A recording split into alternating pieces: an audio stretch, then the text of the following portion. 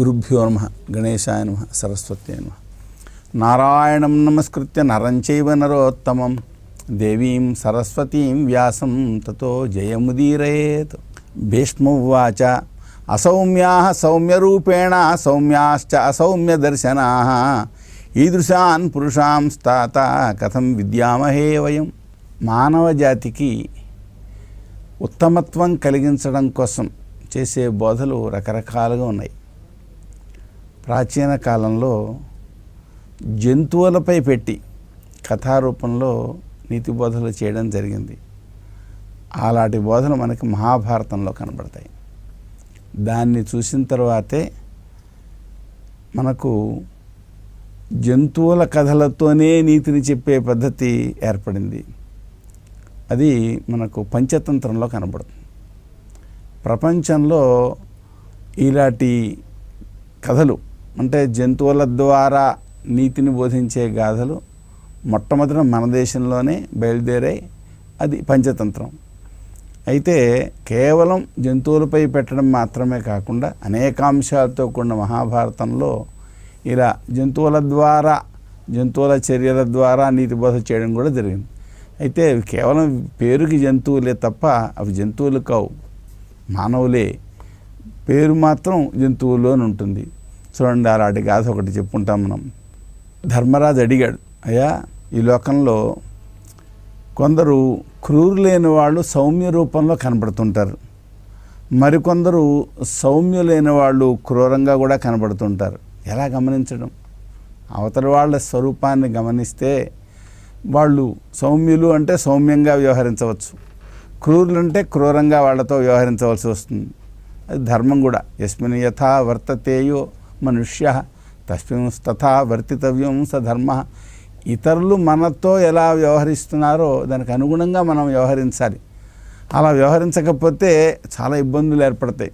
ఇప్పుడు చూడండి, నిన్నమొన్నటి వరకు శత్రుదేశం చాలాసార్లు మనపైన మన ప్రజలపైన సైనికులపైన కాల్పులు చేయడానికి ప్రయత్నం చేసింది.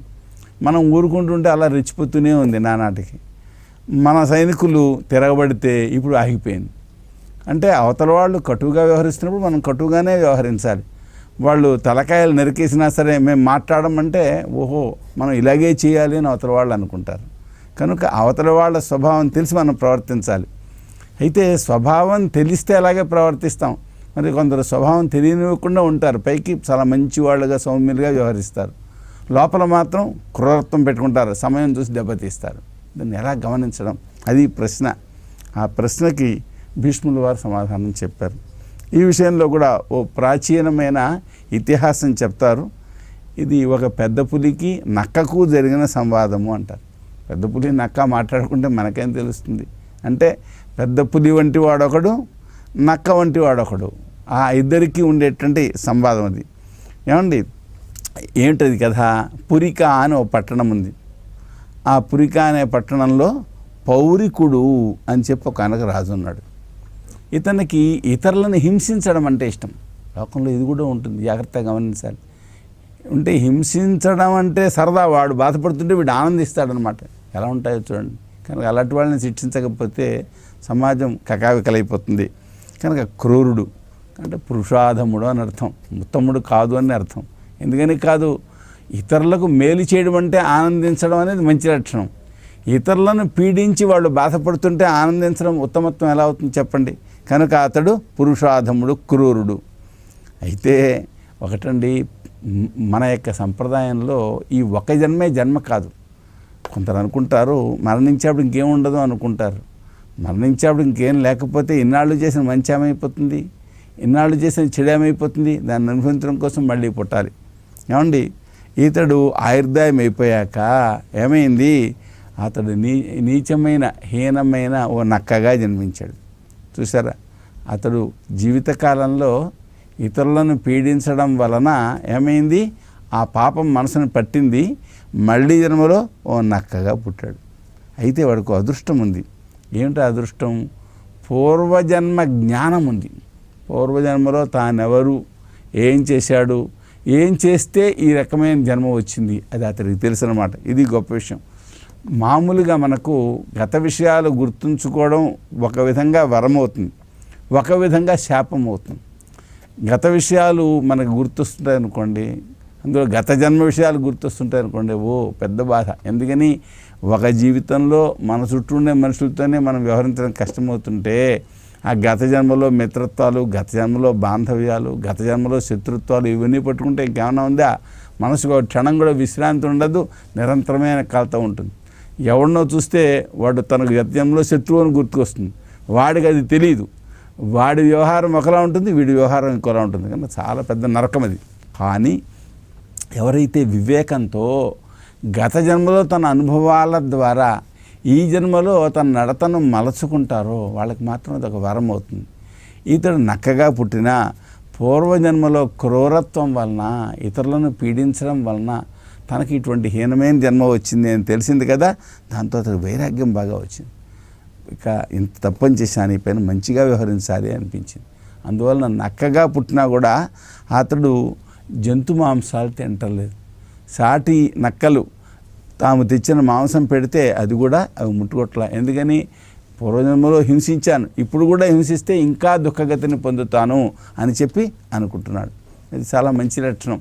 అహింస్రః సర్వభూతేషు సత్యవాక్ సుదృఢవ్రత సచకార యథాకాలం ఆహారం పతితై ఫలై. ఎవరిని హింసించట్లా. ఎలా బతుకుతాడు? చాలా కష్టం.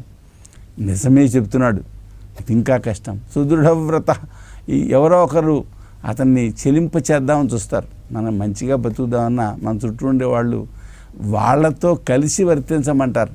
మనం వేరే వ్యవహరిస్తామంటే వాళ్ళు ఒప్పుకోరు.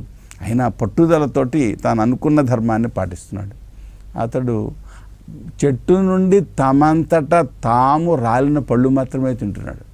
ఎందుకని? చెట్టు నుండి కోస్తే చెట్టుకు నొప్పెడుతుంది, అలా కొయ్యకూడదని. చూసారా పూర్వజన్మ ప్రవర్తన ప్రభావం. మనమైనా అంతే, మనకు దురనుభవాలు వస్తే అటువంటి పనులు మళ్ళీ చేయకూడదు అనుకుంటాం. అది గుర్తుంటాను, గుర్తు లేకపోతే ఏం చేస్తాం? ఏం చేయలేం. అది నక్క కదా, శ్మశానంలో నివసిస్తూ ఉంటుంది. ఏమండి?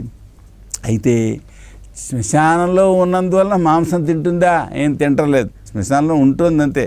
నువ్వు శ్మశానంలో ఎందుకున్నావు అంటే, అది నా పుట్టిన చోటు, నేను అక్కడే ఉన్నది, దాన్ని ఎందుకు వదిలిపెట్టాలి అంటుంది. అక్కడే ఉంటుంది, ఇంకెక్కడికి వెళ్ళటలేదు. సస్యశౌచమమృష్యంతః తే సర్వే సహజాతయః చాలయంతి స్మ తాం బుద్ధిం వచనైః ప్రశ్రయోత్తరైః. ఎలా అయినా సరే ఇతడు ఇంత శుద్ధంగా ఉండడం ఏంటి? మన సాటి నక్కలమైతే మనకంటే గొప్పగా ఎందుకు ఉండాలి? కొందరికి అలాంటి ఆలోచన ఉంటుంది. వాడు పోనీ మంచిగా ప్రవర్తిస్తున్నాడు, పోనీ అనిపించదు. వాడిని కూడా తమతో సమానం చేయడమో తమకంటే హీనం చేయడమో కావాలి అనుకుంటారు కొందరు. అలాగా కనుక ఆ మిగిలిన నక్కలు ఉన్నాయే అవి దీన్ని కూడా ఎలా అయినా చెలింపు చేద్దామని చేస్తున్నాయి. చాలా గౌరవంగా మాట్లాడతాయి, ఆదరంగా మాట్లాడతాయి, నమ్మకం కలిగిస్తాయి. కానీ ఉద్దేశం ఏమిటి? దాని యొక్క ప్రవర్తనని చెడగొట్టడం, తమతో సమానంగా చేయడం. ఏమండి? అంటే ఇవి నువ్వు ఉండేది ఎక్కడ? నువ్వు శ్మశానంలో ఉంటున్నావా? నువ్వు పెద్ద పరిశుద్ధంగా ఉండావు అనుకుంటావు. ఏం బాగుంది ఇది?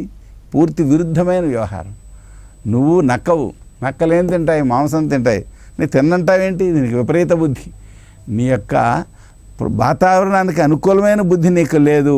మాతో సమానం కా, మేము మీకు ఆహారం పెడతాం, మేము తెచ్చుకున్న ఆహారం నీకు కూడా పెడతాం, హాయిగా తిను. ఈ శౌచం, మేము మాంసం తినను, ఇలాంటి పిచ్చి మాటలన్నీ వదిలేసి ఇదివరకు నుంచి మన జాతికి ఏది ఆహారమో అదే నువ్వు తీసుకో అని దాన్ని ఒత్తిడి చేస్తున్నాయి. వాళ్ళ మాటలు వింది, సమాధానం చెప్పింది. అయితే ఇలాంటప్పుడు గొడవలు వస్తాయి. ఇది నేను శాకాహారం తింటున్నాను, నువ్వు మాంసాహారం తింటున్నా అంటే కోపాలు రావండి, తిట్టుకుంది అనిపిస్తుంది. కానీ దానికి ఆ పూర్వజన్మ జ్ఞానం వలన బాగా మనసు పరిపక్వమైంది, తీయగా మాట్లాడుతోంది, సహేతుకంగా మాట్లాడుతోంది. ఇతరుల యొక్క మనసు కష్టపడకుండా సమాధానం చెప్తోంది. చెప్పి ఏం చేస్తోంది? తన ప్రవృత్తి మాత్రం తాను వదలటం లేదు. అది అక్కడ ముఖ్యమైనటువంటి అంశం. ఏముంటుంది? అప్రమాణ ప్రసూతిర్మే శీలతః క్రియతే కులం ప్రార్థయామి చ తత్కర్మ ఏన విస్తీర్యతే యశః. నేను నక్కగా పుట్టినంత మాత్రం చేత నక్క తినే ఆహారమే తినాలా? నేను ఆ విషయం పట్టించుకోవటం లేదు. నేను మంచి శీలంతో ఉండాలి అనుకుంటున్నాను. ఈ మంచి శీలం ద్వారా నా యొక్క ఉత్తమమైన ప్రవర్తన నేను ఏర్పరచుకుంటున్నాను. 10 మంది ఏ పని చేస్తే సంతోషిస్తారో, ఎలాంటి పని వలన మంచి కీర్తి వస్తుందో అటువంటి పని చేయాలి అని చెప్పి నేను అనుకుంటున్నాను.